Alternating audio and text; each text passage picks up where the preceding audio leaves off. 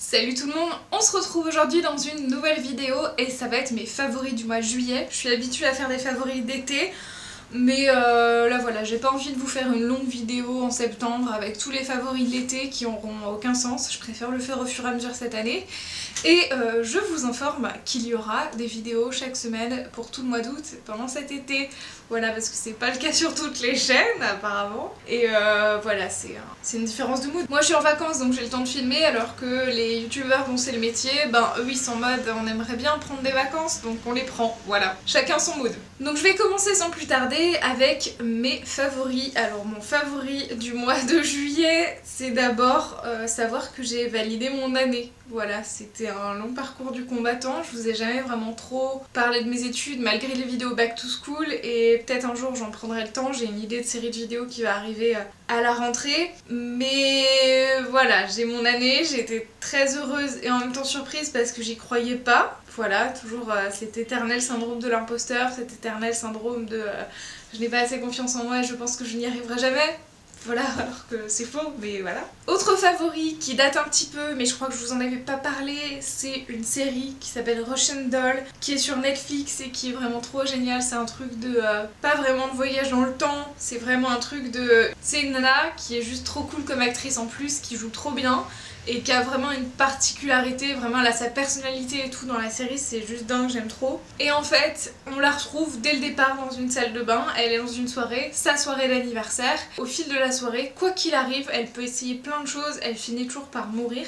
Et donc elle essaie de se sauver elle-même, elle devient un peu parano et il se passe plein de choses. Et voilà, c'est une série de rencontres. Et la fin de la série actuelle était juste trop chouette, j'étais absolument pas déçue, c'était juste parfait. Et j'avais l'impression que vraiment ça annonçait genre la fin de la série quoi. Enfin pour moi ça pouvait s'arrêter là, c'était assez clair. Et en fait non, j'ai vu que Netflix avait annoncé une prochaine saison. Donc je ne sais pas ce qu'il va y avoir dedans, mais je suis d'avance très contente. Donc voilà, je vous laisse aller voir ça sur Netflix. Malheureusement c'est une exclue, mais voilà, je trouve ça trop cool et c'est une super chouette série, pas triste. Puis il y a plein de petits running gags, de trucs drôles, donc voilà, c'est vraiment un bon moment. Ensuite on va passer à quelque chose de plus beauté, voilà.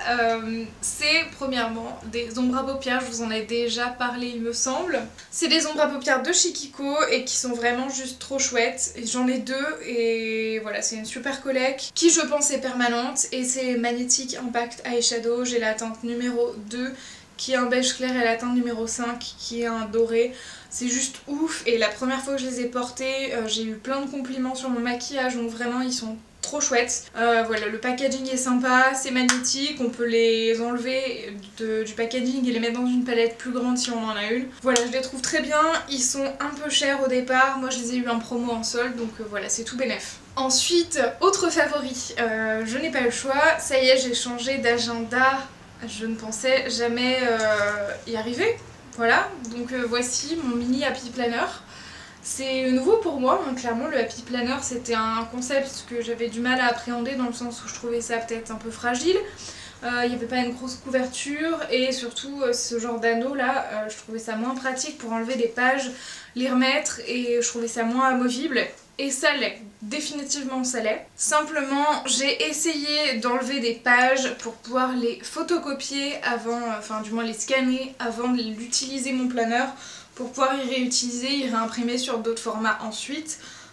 Parce que vraiment ce que j'aime dans ce Happy Planner c'est la décoration, les images, etc.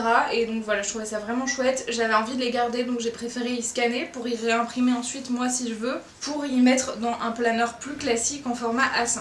Donc c'est pour ça qu'en enlevant des pages pour les scanner, j'ai remarqué que c'était quand même un peu fragile de temps en temps. Voilà, je sais pas trop quoi en penser. Je vais l'utiliser jusqu'à... j'espère, je tiendrai jusqu'à juin 2020, parce que c'est jusque là que va cet agenda. Écoutez, que vous dire de plus, vraiment, il est très beau, hein. Il est très très beau, c'est pour ça que je l'ai acheté.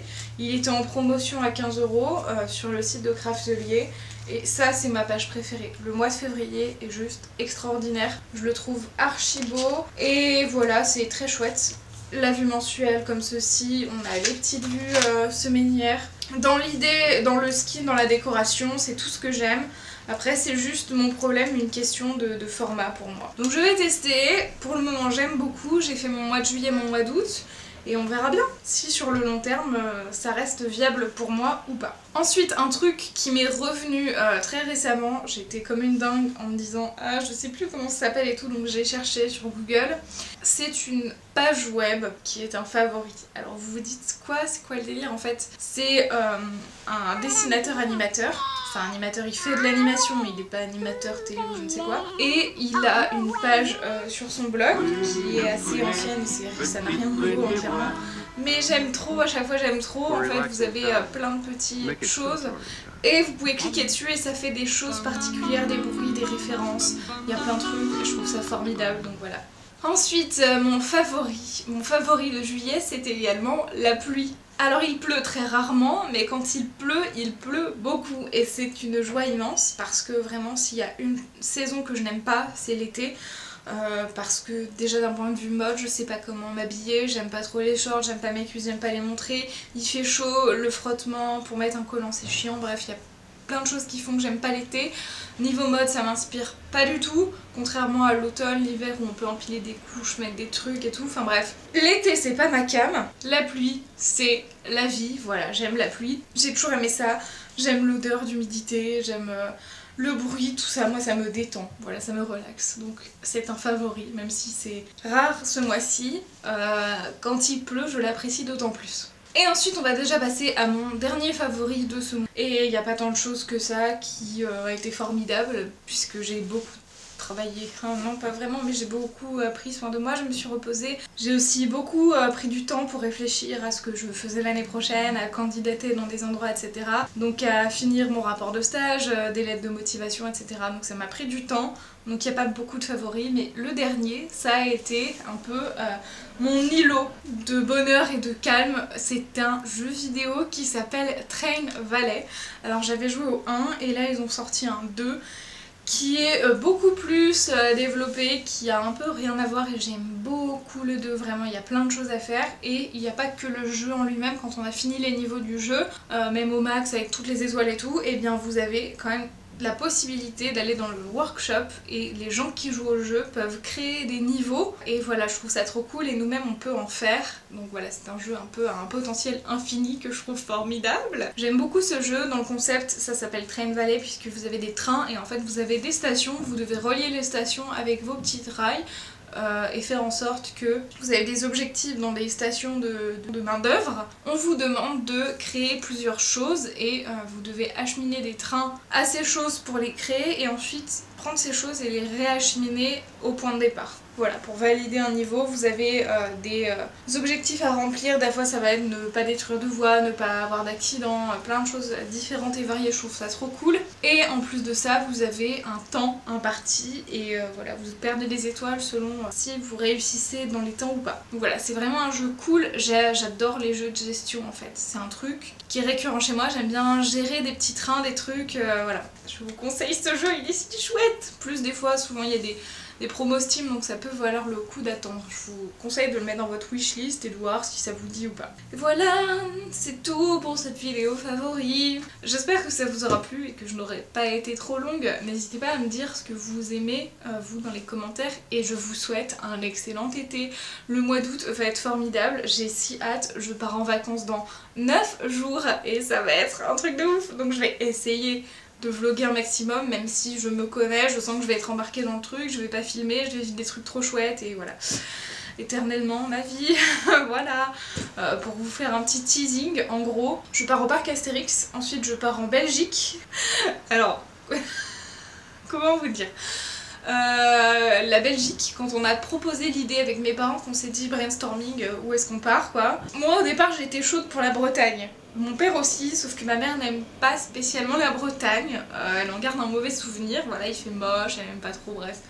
Ok, et je sais pas en fait, mon père a pensé à la Belgique, on était en mode bah le nord, les trucs qu'on n'a jamais trop fait, donc oui la Belgique, voilà. Et on a trouvé un petit cottage là-bas qui a l'air formidable avec un jacuzzi, bref je suis si contente. Mais le fait est que moi quand on me dit Belgique, je me suis dit ça veut dire qu'on sera pas si loin sur la route de Bergue. ou Berk, je sais pas comment on dit, mais bref, comme dans le film Bienvenue chez les Ch'tis. Je sais pas, il y a tout un délire dans ma tête qui s'est fait là-dessus, entre les fricadelles, la baraque à frites, voilà. Je ne sais pas, donc j'ai envie de... Pour moi c'est un kiff en fait, je sais pas si vous comprenez le lire, mais pour moi c'est un kiff, genre j'ai l'impression de vivre le film où, je sais pas, c'est une culture que je trouve excessivement drôle et fun, et les frites, voilà, éternellement.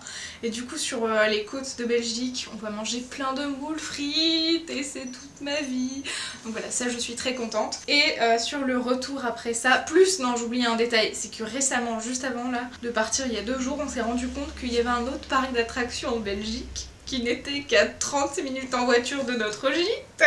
Comment vous dire que je pense qu'on va caler ça à un moment dans le planning en plus. Comme ça on aura fait 2 parcs d'attractions, ça va être cool. Et sur le retour en voiture, on va passer par Paris. Encore, voilà, vu que le parc Astérix c'est pas loin, on va repasser par Paris, s'y arrêter 2 jours dans un hôtel. Et ce qui va être si cool, c'est qu'on va voir 2 choses. En premier lieu, il y a l'exposition Toutankhamon qui est à Paris. Et deuxième chose, j'ai insisté un petit peu auprès de mes parents pour retourner au Moulin Rouge.